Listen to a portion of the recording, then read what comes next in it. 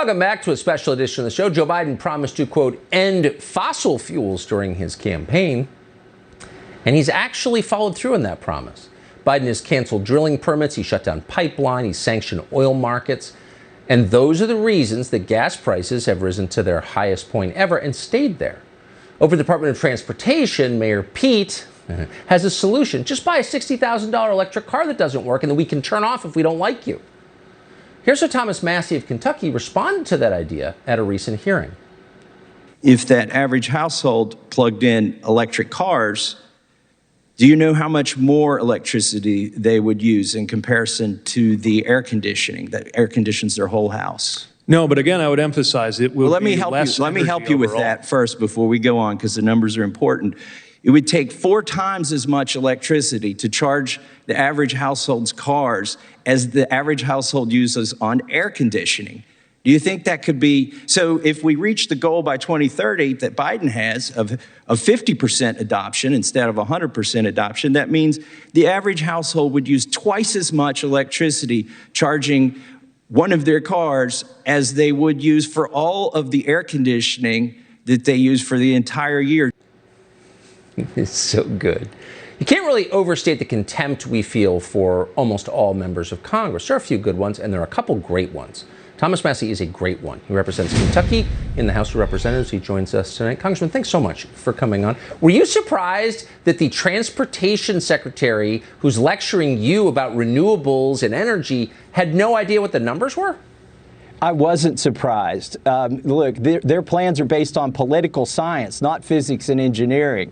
And by the way, one of those people you showed in your monologue, those highly credentialed economists, was my intro to macroeconomics professor at MIT, Paul Krugman, 30 years ago. I knew for 30 years he was full of it. And so that's why I knew the plans this year wouldn't work. But on to Buttigieg.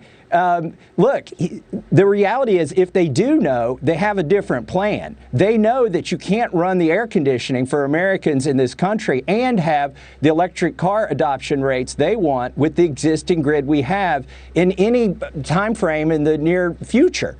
But what they expect you to do is turn off your air conditioning. There were 3 days after I had that interview with Buttigieg, CNN runs an article that says, Americans are spoiled. They need to live without air conditioning. They need to live like Europe. How do you do that in Arizona?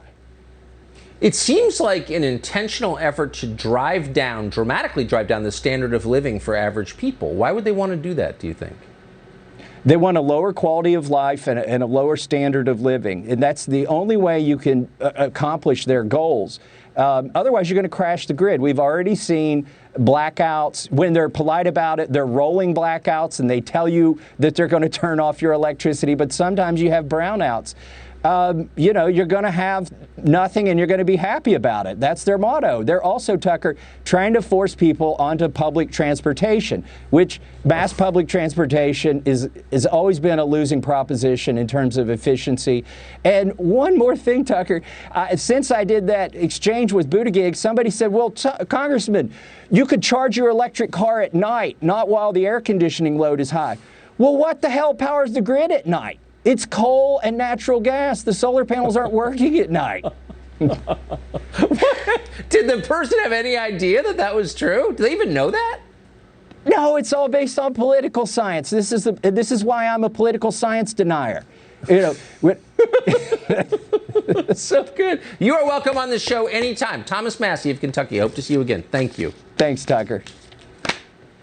So as you just heard the congressman say, one of the only members of Congress who actually understands energy, all the world's energy comes from fossil fuels, 80%. Solar, on the other hand, provides 3% of the world's energy after many decades on the market and with the help of massive government subsidy. So it doesn't actually work. It doesn't come close to working. It's a boutique issue. It's ridiculous, actually.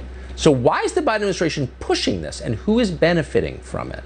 Well, a lot of people are getting rich from it, that's for sure.